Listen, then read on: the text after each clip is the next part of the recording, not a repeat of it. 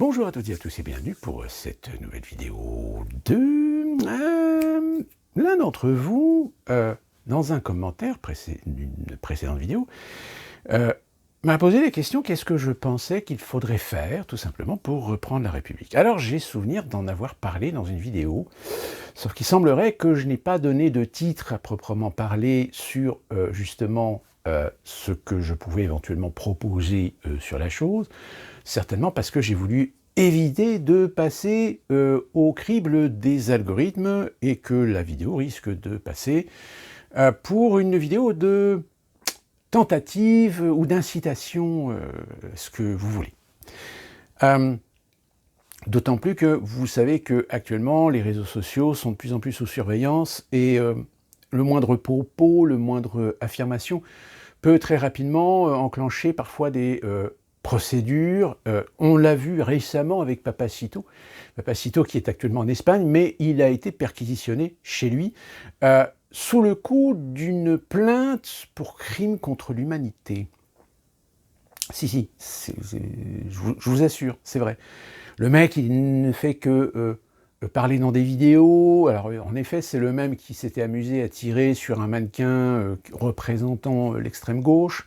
Alors, en effet, on peut interpréter que c'est une incitation à la haine, une incitation au meurtre, etc. Mais de là à l'accuser de crime contre l'humanité, logiquement, crime contre l'humanité, c'est quand vous avez tué des gens, ou vous avez organisé un massacre ou un génocide. Donc vous voyez, ça commence à partir un petit peu en vrille.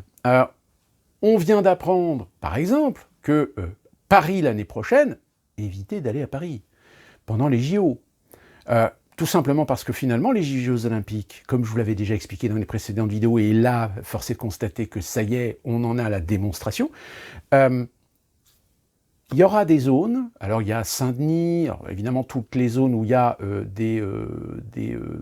des centres d'activité pour les compétitions olympiques, mais vous avez tout le secteur de la Concorde, Champs-Élysées, etc., qui vont devenir des zones à restriction. C'est-à-dire que même les gens qui habitent dans ces zones vont devoir faire une déclaration s'ils ont l'intention d'inviter des amis pour que les amis soient identifiés lorsqu'ils vont rentrer dans la zone. Alors, déjà, ça veut dire qu'ils ont les chocottes. Ils ont les chocottes qu'il y ait un dérapage pendant les Jeux Olympiques. Ils ont peur certainement peut-être d'attentats. Mais au moins, l'avantage avec les Jeux Olympiques, c'est que ça va leur permettre de mettre en place des outils de restriction, des outils de contrôle, des outils d'identification en temps réel. Et comme je vous l'avais dit, on s'apercevra que ce qui est censé être temporaire pendant les Jeux Olympiques, en réalité, ça va devenir du permanent. Donc, comment faire pour reprendre la main sur la République ? Certains, évidemment, diront « c'est une révolution ». D'autres, lorsqu'on parle de révolution, parleront de coup d'État. Suivant la position ou l'opinion qui nous définit ou qui nous détermine, on adoptera le langage qui s'adaptera le plus à vos convictions. Alors une révolution, c'est compliqué parce qu'une révolution, il faut que ça soit le peuple. Il faut qu'il y ait le peuple. Alors, organisé.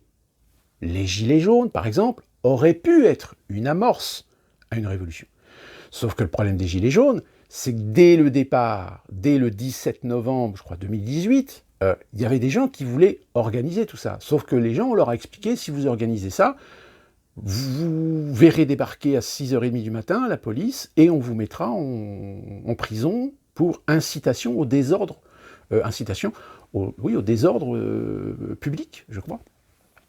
Donc ils ont dit non, c'est bon, nous on désengage, etc. Et finalement, ça a été des réunions, enfin des rassemblements finalement interdits, puisque les autorités ne pouvaient pas se retourner contre des organismes ou des associations ou des syndicats, etc. Parce que même les syndicats qui ont voulu essayer de récupérer le mouvement se sont fait jeter. Il y a quelques personnalités, il y a quelques têtes d'affiche qui ont émergé sur le mouvement des Gilets jaunes, mais force est de constater qu'ils ont été quand même bien emmerdés. On les a emmerdés jusqu'au bout, c'est-à-dire qu'on les a menacés de les mettre en prison, on les a menacés de les mettre devant le tribunal pour atteinte à l'ordre public, pour, oui, incitation à l'insurrection. Donc finalement, les Gilets jaunes, aujourd'hui, force est de constater que même si localement, dans certains petits villages, dans certaines petites villes, etc., il y a encore des irréductibles, mais comme il n'y a pas d'organisation, comme il n'y a pas de structure, comme il n'y a pas de colonne vertébrale, les Gilets jaunes aujourd'hui, finalement, ont démontré qu'il y avait une possibilité, une capacité, mais le problème, c'est que cette capacité, on ne sait pas trop si le fait que la répression qui a eu lieu sur les Gilets jaunes n'a pas eu l'impact justement de faire peur aux gens. Et que finalement aujourd'hui, si on relance les Gilets jaunes, peut-être qu'il y a beaucoup de gens qui n'iront pas dans la rue, qui n'iront pas défiler dans la rue, parce que évidemment, ils auront peur de se faire taper dessus, de se prendre un LBD dans la tronche, un truc comme ça. Un coup d'État, il est soit par les armes, soit institutionnel. Sauf que le problème, c'est qu'en France, vous ne pouvez pas faire un coup d'État institutionnel parce que tout a été verrouillé. C'est-à-dire que même si vous faites un coup d'État institutionnel par le biais du Parlement, le problème, c'est que le Parlement aujourd'hui, je pense qu'on est d'accord, est majoritairement muni de gens qui font semblant de se balancer de la merde dans la gueule, mais en réalité qui sont en collusion, parfaite collusion, pour ne pas justement permettre que les outils qui sont ceux aujourd'hui de la République pour, ne serait-ce que par exemple, destituer Emmanuel Macron, personne ne s'en servira.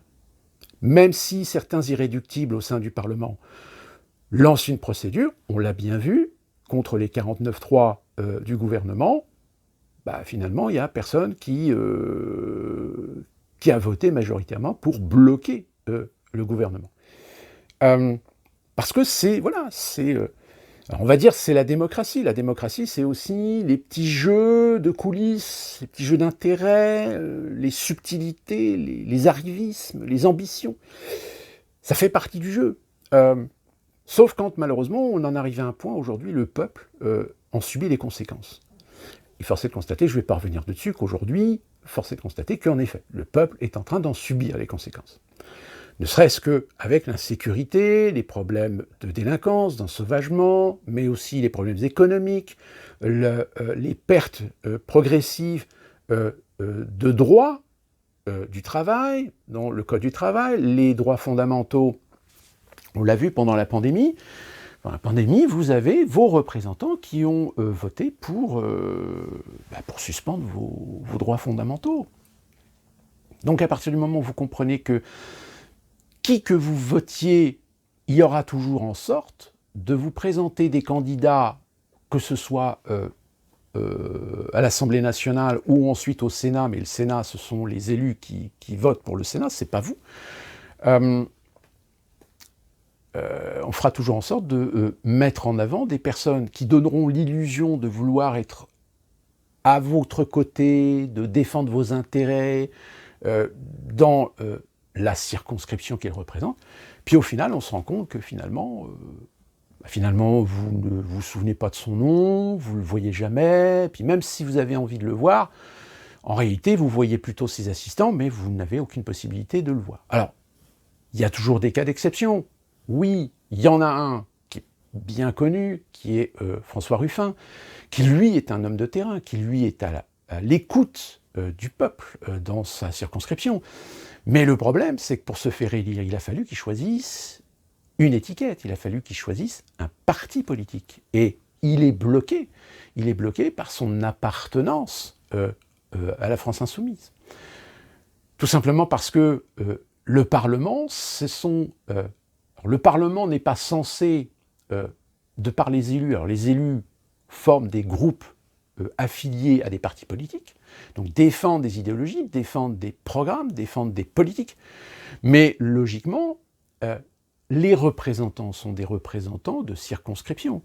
C'est-à-dire qu'un candidat qui a été élu, qui fait partie des Républicains, qui a été élu dans telle circonscription, s'il y en a un autre qui a été élu, pareil, républicain, ils peuvent très bien être en divergence et en différents points de vue sur des projets de loi. Parce que chacun défend, évidemment, les intérêts de leur circonscription.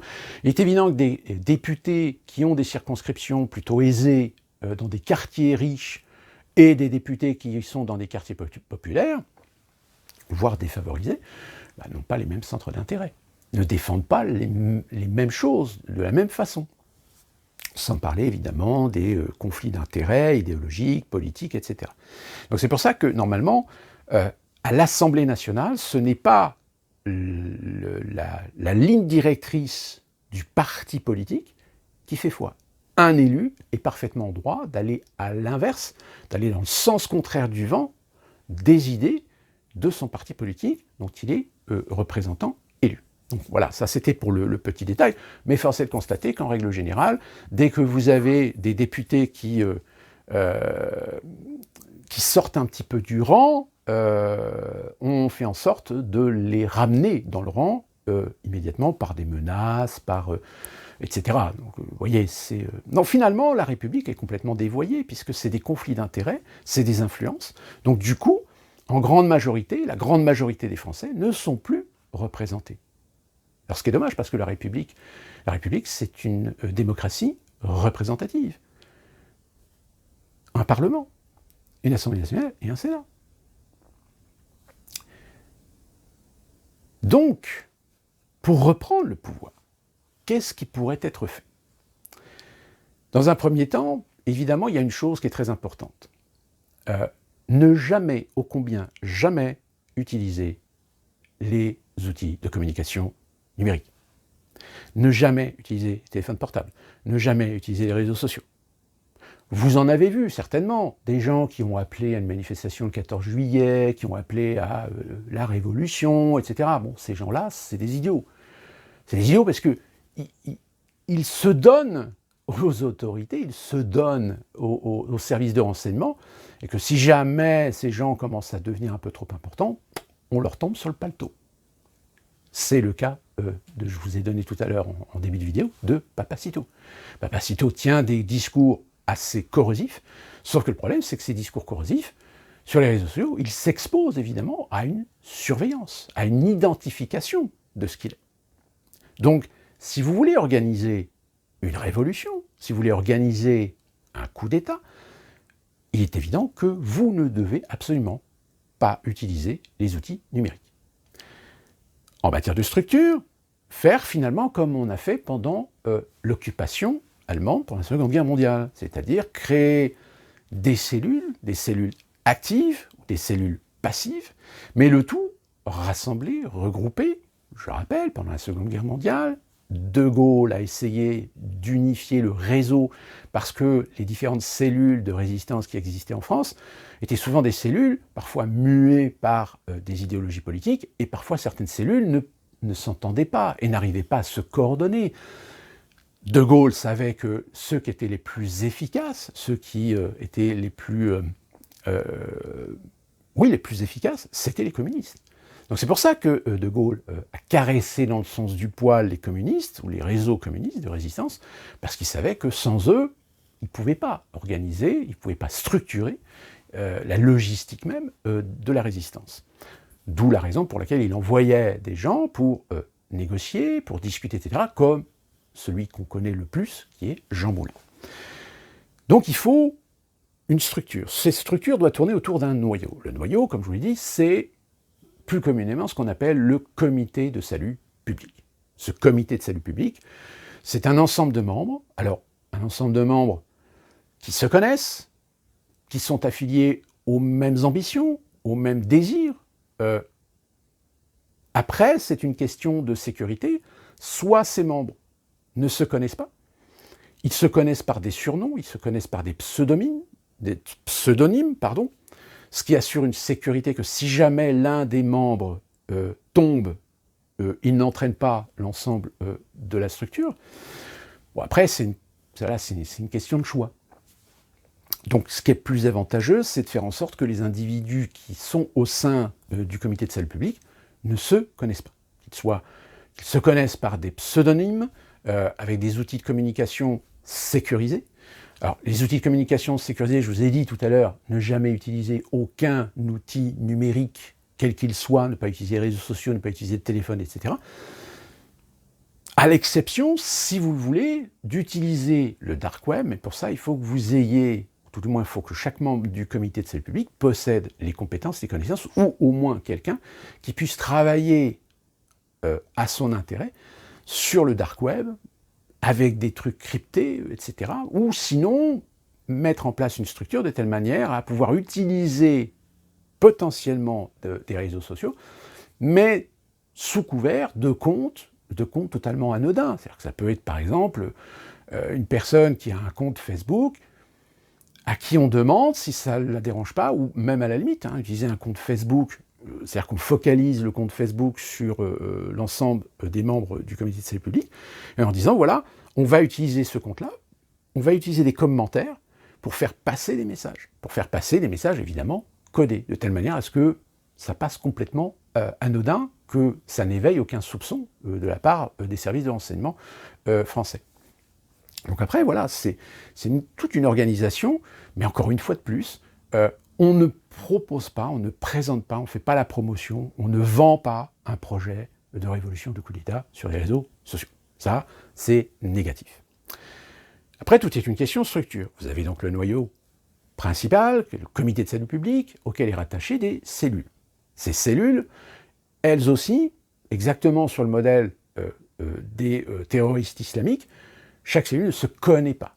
Chaque cellule ne se connaît pas les unes avec les autres. De telle manière à ce que, encore une fois de plus, si jamais, par accident, une cellule tombe, même sous interrogatoire, parfois peut-être musclé, les personnes diront « ben non, de toute façon, je ne peux pas vous donner des noms, je ne peux pas vous donner... parce que les autres, je ne sais pas, je ne les connais pas. » Vous voyez, la résistance a fonctionné aussi comme ça. C'est-à-dire que parfois, vous avez des réseaux de résistance sur des mêmes territoires qui ne se connaissaient pas, qui ne savaient pas. Il y a même des gens qui étaient des résistants, même dans des familles. Parfois, vous aviez l'oncle et la tante, l'oncle et la fille, le père ou le fils, etc., qui faisaient partie des réseaux de résistance, mais qui ne savaient même pas que l'un l'autre faisait partie d'un réseau de résistance. Donc, et c'est pas plus mal. Ça évite justement, si jamais une cellule tombe, que ça risque de menacer tout le réseau à l'échelle nationale.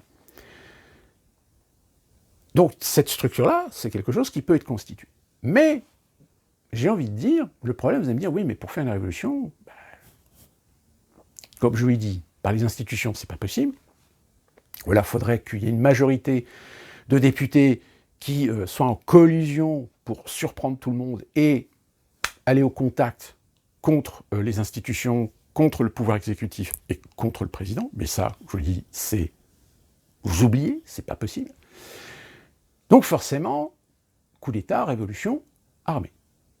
Et c'est là qu'il y a un élément essentiel qui rentre en ligne de compte. Parce que armée, c'est bien gentil. Alors, des armes, oui, il y a des réseaux qui peuvent vous aider à trouver des armes. Mais le problème, c'est que quand vous trouvez des armes, il faut suffisamment d'armes, il faut des munitions. Tout ce matériel, il faut le cacher, il faut le planquer. Et ça développe encore plus les branches, ou dans ces branches, vous allez avoir des risques, des gens risquent de parler un peu trop, ou déconner, ou puis finalement donner la puce à l'oreille à la DGSI, à la DGSE et à la police. Et puis finalement, tout s'effondre. La meilleure solution, et c'est là que aujourd'hui c'est très compliqué de savoir si ça peut se faire, si ça peut fonctionner ou pas, c'est tout simplement utiliser les outils qui existent déjà, c'est la police et l'armée. Je pense que dans la police, comme dans l'armée, il y a des gens, des officiers, des sous-officiers, etc., qui pourraient s'accorder à participer, à être dans le mouvement révolutionnaire. Qui plus est la police. Si vous avez la police, je prends l'exemple, si jamais vous lancez une opération, évidemment sur Paris, c'est Paris. Dans la province, c'est les préfectures. C'est-à-dire qu'il faut prendre les préfectures. Mais à Paris, il faut que vous ayez les structures, les organisations, la stratégie et la logistique pour prendre l'Assemblée nationale, le Sénat, le Conseil d'État, le Conseil constitutionnel, la préfecture de police, et évidemment, certains ministères, comme le ministère de l'Intérieur, le ministère du Premier ministre, et évidemment l'Élysée. Qui plus est, l'Élysée avec le président dedans. Parce qu'évidemment, le mec, il faut le choper. Il ne faut pas qu'il se barre. Si ça peut fonctionner. Je dis bien, ça peut fonctionner. Mais encore une fois, là, on va vraiment dans des niveaux très complexes. Très complexes qui peut, à un moment donné, déraper par le petit détail qu'on n'a peut-être pas pensé, qu'on n'a peut-être pas oublié, etc. Évidemment, le problème, c'est que est-ce que la police va pouvoir agir contre elle-même? Tout comme l'armée acceptera-t-elle d'agir contre elle-même? Parce que malheureusement, il y aura aussi des gens qui ont tout intérêt à ce que cette révolution ou ce coup d'État ne fonctionne pas. Donc forcément, je suis désolé de vous dire ça, mais malheureusement, le sang peut couler. La logistique, elle est très importante. Pourquoi? Parce qu'il faut que ça soit rapide. Il faut qu'en l'espace de quelques heures, vous ayez pris possession de tous les organes essentiels. Donc ça demande une coordination, évidemment, une coordination très importante, parce qu'il faut à la fois que dans les régions, les révolutionnaires ou ceux qui font le coup d'État prennent les préfectures, toutes les préfectures, et ensuite sur Paris, d'avoir la logistique pour prendre tous ces éléments, qui plus est avec des personnalités, ou par exemple, choper le Premier ministre, choper le président, choper les présidents du Conseil, choper les présidents de l'Assemblée nationale, choper les présidents, etc. Parce qu'il ne faut pas que ces gens-là puissent se carapater. Et une fois que, si jamais ça fonctionne, là, dans ce cas-là, il faut dire aux Français, voilà, nous reprenons la République. Alors après, qu'est-ce que vous faites? Alors comme je vous l'ai dit, ça, il faut que ça soit fait en quelques heures. Il ne faut pas que ça dure 2-3 jours. Il ne faut pas qu'il y ait des personnes qui vont essayer de se battre dans les rues, à Paris, etc., pour reprendre le pouvoir. Non, il faut faire en sorte d'inciter les Français à soutenir cette révolution. Si les Français sortent dans la rue, font des manifs pour soutenir cette révolution, je peux vous dire que là, c'est fini pour l'Ancien Régime. À partir de là, il faut présenter quelque chose, c'est-à-dire une nouvelle constitution.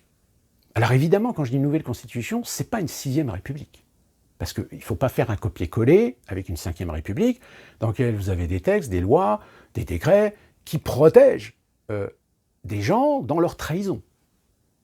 Donc il faut complètement refondre complètement la Constitution. Donc c'est-à-dire instaurer non pas une 6e République, mais une nouvelle République. Cette Constitution, elle garde l'essence même de la République, qui est le préambule, c'est-à-dire la Déclaration des droits de l'homme et du citoyen, sur lequel beaucoup de textes s'apposent sur la liberté, l'égalité, etc. Donc on renforce les institutions et les fondamentaux auprès des populations, auprès des citoyens.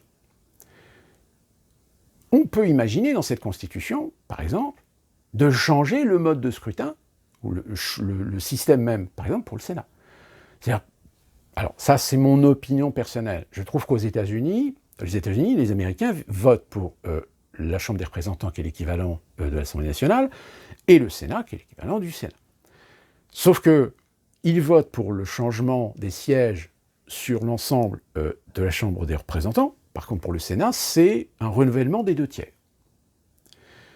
Si vous mettez ce système-là, c'est-à-dire vous faites par exemple une élection présidentielle, après le président élu, on fait comme actuellement ce qui existe, c'est-à-dire après vous avez la législative, c'est-à-dire que le président va aller chercher auprès du peuple une majorité pour pouvoir gouverner, et au bout de 3 ans, par exemple, on peut imaginer un renouvellement par le peuple, au suffrage universel direct, les élections sénatoriales, sur les 2/3 des sièges.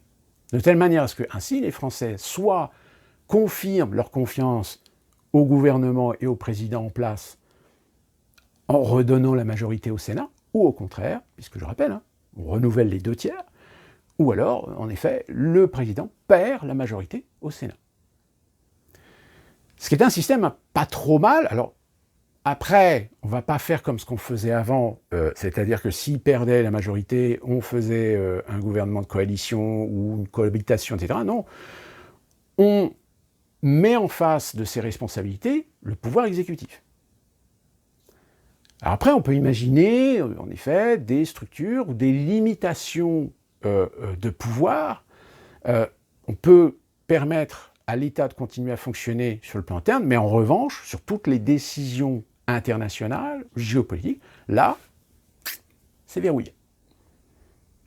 C'est-à-dire que le président et le gouvernement n'ont plus aucune capacité de décider ou de voter des lois sur des questions internationales. Donc on peut imaginer ça. Il y a aussi un autre détail, c'est que si vous changez de république, c'est pour ça que je vous disais tout à l'heure, il ne faut pas qu'il y ait une sixième république, il faut une nouvelle république. L'avantage, ça serait que finalement tous les traités deviennent caducs. Vous changez la république. L'ancienne république, espace Schengen, traité de Maastricht, Union européenne. Alors, évidemment, pour des questions pragmatiques, on ne va pas envoyer aux toilettes tous les traités européens, on va simplement faire en sorte de proposer au peuple un référendum pour décider est-ce que vous voulez rester dans l'Union européenne, et donc on conserve l'application des traités sur la Ve République et on les réadapte sur la Nouvelle République, ou est-ce qu'au contraire vous voulez dire bye bye à l'Union européenne. Alors, j'ai envie de dire, dans l'état d'esprit, dans l'humeur qu'on peut parfois connaître, on se dit oui, bah comme ça au moins on va quitter l'Union européenne, parce que les Français vont dire oui, on veut quitter l'Union européenne. Alors, je vous le dis tout de suite, ça risque d'être plus compliqué que ça. Pourquoi ? Je fais partie d'une génération qui a connu le franc, qui a connu la France avant l'Union européenne. Sauf qu'aujourd'hui, quand vous avez des gamins qui sont nés dans les années 90, ils ont été adolescents dans les années 2000, et aujourd'hui, ils sont des vingtenaires ou des trentenaires, c'est bien que c'est des gens qui n'ont connu que l'Union européenne. Ils n'ont pas connu quoi que ce soit d'autre. Donc pour eux, leur dire on va quitter l'Union européenne, ils vont dire non, on ne peut pas quitter l'Union européenne, c'est pas possible. On a des tas d'avantages. On a la libre circulation des marchandises et des personnes, on a l'euro, on a des subventions, on a des aides, on est une unité, etc. C'est l'Union. Et puis l'Union européenne, c'est éviter la guerre. C'est ça le problème, c'est que quelle est la proportion de Français qui seront prêts à voter non contre une sortie de l'Union européenne, pour un Frexit, comme on dit? Ben là, la question, elle est posée. Parce que là, très franchement, moi, je n'ai pas la réponse. Je n'ai pas la réponse sur la proportion de gens qui, par peur ou par conviction, sont prêts à voter contre une sortie de l'Union européenne. Ce qui voudrait dire que, finalement, si on ne quitte pas l'Union européenne, le changement de république ne servira à rien. Puisqu'évidemment, les européistes, étant mués par le mondialisme et le globalisme, feront en sorte de flinguer la nouvelle république. Donc, l'autre solution, c'est tout simplement d'envoyer à la poubelle tous les traités européens en changeant la république. Sauf que là, le problème, c'est que ça pose un problème démocratique. C'est-à-dire que si vous imposez une nouvelle république, une nouvelle constitution, et que vous dites « ciao, bye bye, l'Union européenne », le peuple, finalement, vous ne lui demandez pas son avis. Alors après, est-ce que ça serait une sorte de totalitarisme ? C'est difficile. Est-ce qu'on réussirait à s'en sortir ? Sans aucun doute. Je veux dire, la France, même dans son état actuel sur le plan économique, industriel, elle a du potentiel. Et elle peut très bien se redresser. Et même si on prend une nouvelle monnaie, vu l'état dans la situation où on est, je peux vous garantir que si on s'accorde avec les Américains, parce que forcément, si on reprend une monnaie, si on reprend notre souveraineté monétaire pour les échanges internationaux, évidemment, on va négocier en dollars. Si vous dites aux Américains, vous garantissez de négocier votre commerce extérieur en dollars, je pense sincèrement que les Américains n'interviendront pas. Au contraire, pour eux, c'est revaloriser le dollar. Et vous savez qu'actuellement, la guerre monétaire entre l'euro et le dollar est au sommet. Tellement au sommet que pour trouver des refuges, aujourd'hui, regardez le prix de l'or, regardez l'évolution du prix de l'once de l'or, et vous allez comprendre que vous avez beaucoup de pays aujourd'hui qui sont en train tout simplement de se réfugier dans de la valeur sûre. Et après, vous allez me dire, si vous faites une révolution, si vous faites un coup d'État, vous réussissez à installer une république. Alors évidemment, après, il va y avoir tout un travail de restructure. Je ne vais pas aller dans les détails parce que ça serait faire une vidéo de 4 heures. La fonction publique est à complètement revoir, de A jusqu'à Z. La santé, la sécurité, l'éducation, le système social. Renforcer l'autonomie, on va dire peut-être des régions, c'est-à-dire donner plus de pouvoir aux régions et soulager, on va dire, le pouvoir centralisé. Parce qu'à l'heure actuelle, oui, la France est un pouvoir centralisé. Contrairement aux États-Unis, vous avez le pouvoir fédéral, mais chaque État a son propre pouvoir sur sa souveraineté, sur sa légitimité, sur sa législation. Hein, je vous avais déjà expliqué, vous allez d'un État à un autre, tout d'un coup, vous allez avoir des législations qui sont complètement différentes. Alors que si l'État fédéral impose un principe, vous avez des États qui peuvent très bien dire que le principe, on s'en fout. Nous, on a décidé démocratiquement, avec notre Parlement, de prendre cette voie-là, cette loi-là, pardon. Ça a été le cas avec le fameux délire sur le droit à l'avortement. J'ai envie de dire, le droit à l'avortement, il y a beaucoup de gens qui pensaient que finalement les États-Unis avaient procédé à une rétrogradation d'un droit fondamental pour les femmes, mais en réalité, pas vraiment, parce que c'est une loi fédérale qui a instauré une facilité pour des États de s'appuyer sur la loi fédérale pour faire loi sur l'avortement, contrairement à d'autres États qui, eux, par contre, ont décidé de ne pas adopter et de ne pas prendre ces lois fédérales sur l'avortement. Vous voyez, c'est un peu compliqué. Évidemment, avec tous les aspects d'intérêt politique, conservateur, progressiste, etc. Alors qu'en France, je pense que ça serait pas plus mal qu'on donne aux régions, alors avec une adaptation évidemment de la fiscalité, les moyens d'avoir plus d'autorité sur comment faire. C'est-à-dire que le pouvoir centralisé, je vous donne juste un exemple, c'est par exemple, l'État français pourrait très bien dire, à partir de maintenant, telle industrie a le droit de, je vais parler du glyphosate, avec l'Union européenne, tout d'un coup on remet le glyphosate, etc. Mais vous auriez la possibilité, à l'échelle d'une région, la région pourrait très bien dire, nous, avec notre conseil régional, qui fonctionnera un petit peu comme une sorte de parlement, nous avons voté une loi qui interdit l'usage du glyphosate. Et dans ce cas-là, le pouvoir centralisé de la République n'aurait rien à redire. Alors après, vous allez me dire, oui, mais ça peut foutre un petit peu le bordel. Comme d'ailleurs, c'est un peu le cas aux États-Unis. Il y a certaines lois, certains principes, certaines valeurs, suivant où vous changez d'un État à un autre, c'est un petit peu le bordel. Je vous donne un exemple. Aux États-Unis, l'État fédéral a réussi à faire passer une loi sur le mariage homosexuel. Sauf que le problème, c'est que si vous êtes en Californie, le mariage homosexuel est reconnu par l'État de Californie. Donc vous pouvez vous marier en Californie. Mais par contre, si vous, pour des questions de travail, vous allez dans le Dakota du Sud, par exemple, eh bien, pour tout ce qui est administratif, droit, etc., votre couple n'est pas reconnu. Votre mariage, votre certificat de mariage n'est pas reconnu. Pourquoi ? Parce que le Dakota du Sud ne reconnaît pas le mariage homosexuel. Vous allez, mais pourtant il y a une loi fédérale.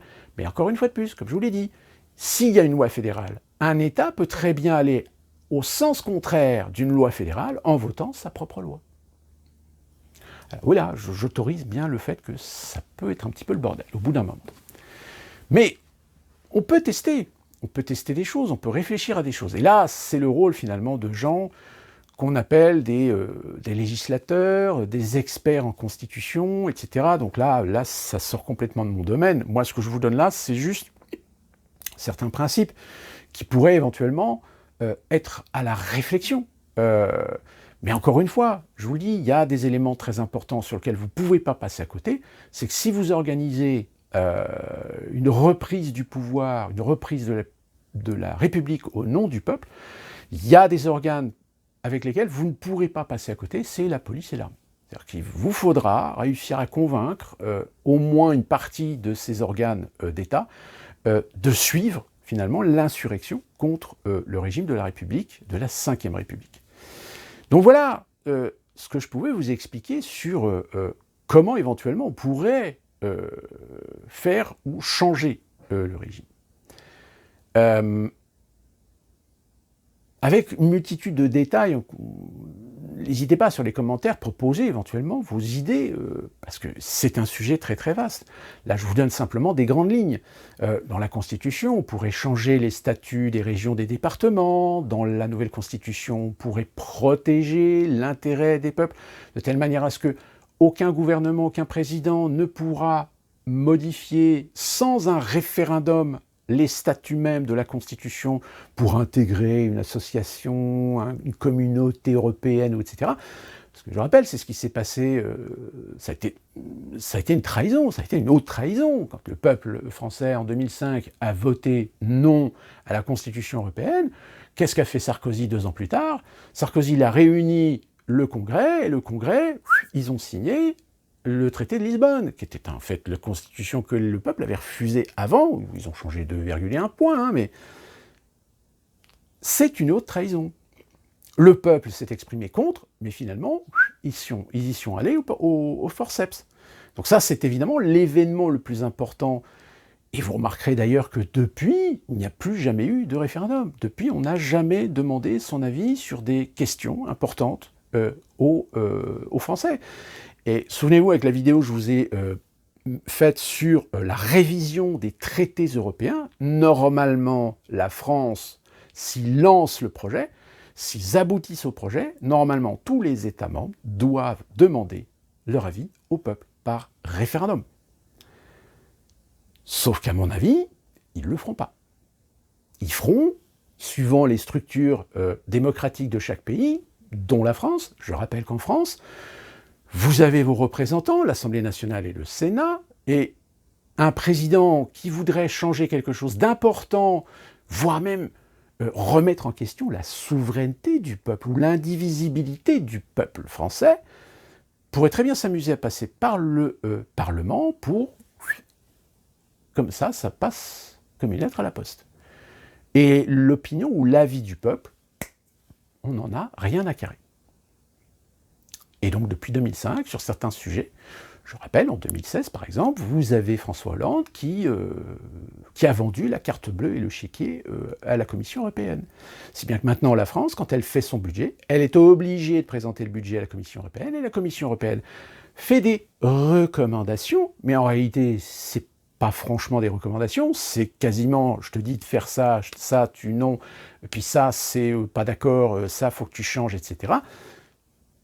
Donc vous voyez, c'est un peu comme les fameuses copées, ces fameuses copées que François Asselineau a essayé de sensibiliser certains Français, qui, je le rappelle, les copées dans les années 2010, il y en a certaines qui démontraient bien que la Commission européenne réclamait à la France de libéraliser les monopoles publics.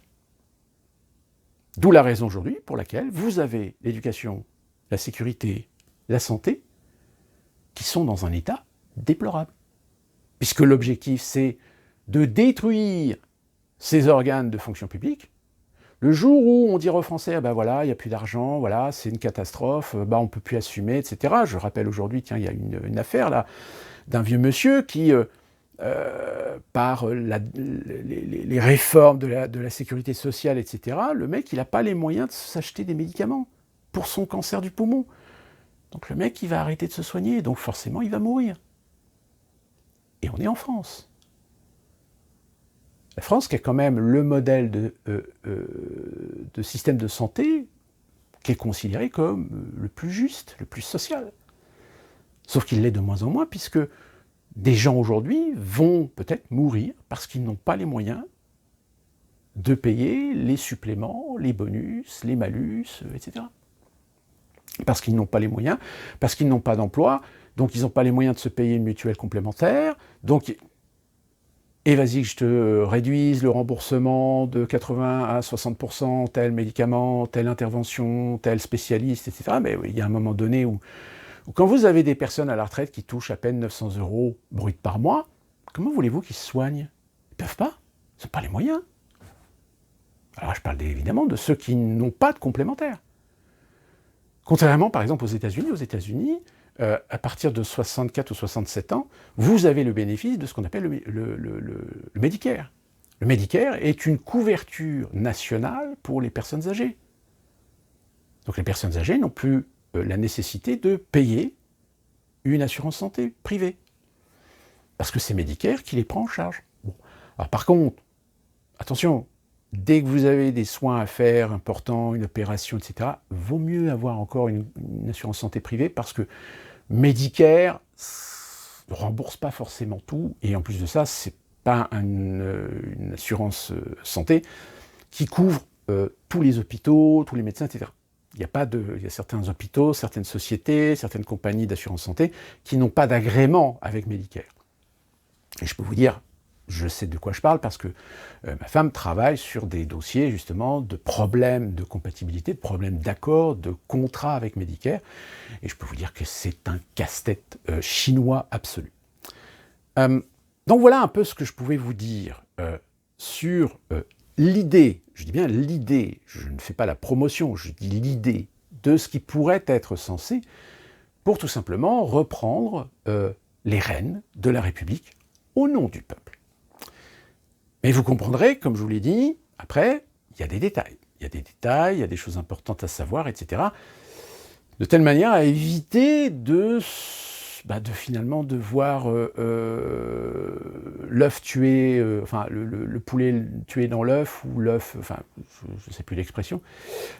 Parce qu'encore une fois de plus, il faut une confiance. Et plus vous développez le réseau, plus les risques majeurs qu'une personne fasse une connerie et donne la puce à l'oreille au service de renseignement français, et là, c'est patatras, c'est tout votre projet se pète la gueule. Donc voilà ce que je pouvais vous dire là-dessus. N'hésitez pas à laisser des commentaires, de laisser des idées si vous pensez qu'il y a des choses qui seraient intéressantes. Le fait est, d'un coup d'État militaire, c'est pas une option, il ne faut pas que ce soit les militaires qui investissent. Il faut que les militaires soient aux ordres d'une entité civile. C'est très important. C'est-à-dire que les militaires, et d'ailleurs, il y a certains généraux à la retraite qui l'ont souvent expliqué. Ils disent, nous, dans l'armée, ça peut bouger, mais il faut qu'il y ait une entité, il faut qu'il y ait une autorité civile. Nous, en tant que militaires, on ne peut pas faire un coup d'État comme ça, sur un claquement de doigts. Parce que la démocratie, il faut que la démocratie reste entre les mains du civil, et non pas du militaire. Si vous faites un coup d'État militaire, là, dans ce cas-là, c'est les militaires. Donc là, la République, il n'y en a plus. Ou alors, c'est un peu le modèle, si vous voulez, de ce qui se passe dans certains pays qui font des coups d'État militaires, et que finalement, c'est les militaires qui dirigent le pays, souvent avec des ersatz de constitution, avec des semblants de démocratie, etc. Mais voilà, là, vous êtes vraiment dans une dictature militaire. Donc, c'est pour ça que en France, il faut absolument une entité civile. Donc voilà ce que je pouvais vous dire là-dessus. D'ici là qu'on se retrouve pour une prochaine vidéo, portez-vous bien.